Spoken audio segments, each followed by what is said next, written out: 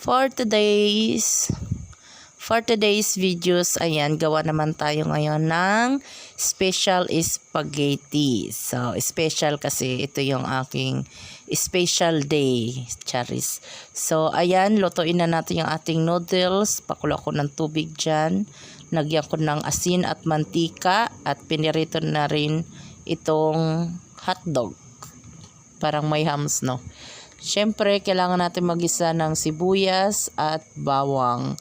At lagay na natin yung ating pork giniling. Ayan, mix it together.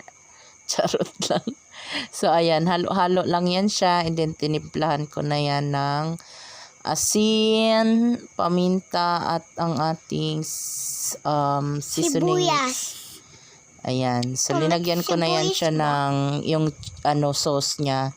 Tapos nag-add ako dyan ng cheese. Gusto ko kasi yung maraming cheese. Nabubulol pa yung person. Ayan. Masarap yung ganyan yung may cheese siya na sa sauce niya.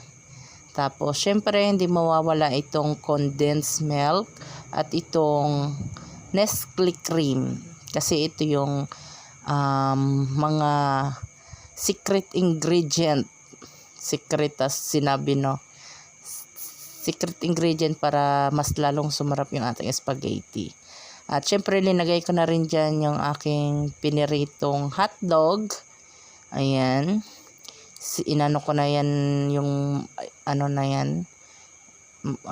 ingredient ng ating sauce. At linagay ko na nga yan siya dyan sa noodles. Yan yung noodles. Naluto na yung ating noodles. At itatransfer na natin siya sa ating lagayan. Kasarap. Umusok-usok pa yung ating spaghetti. Special to siya kasi nag-iisa.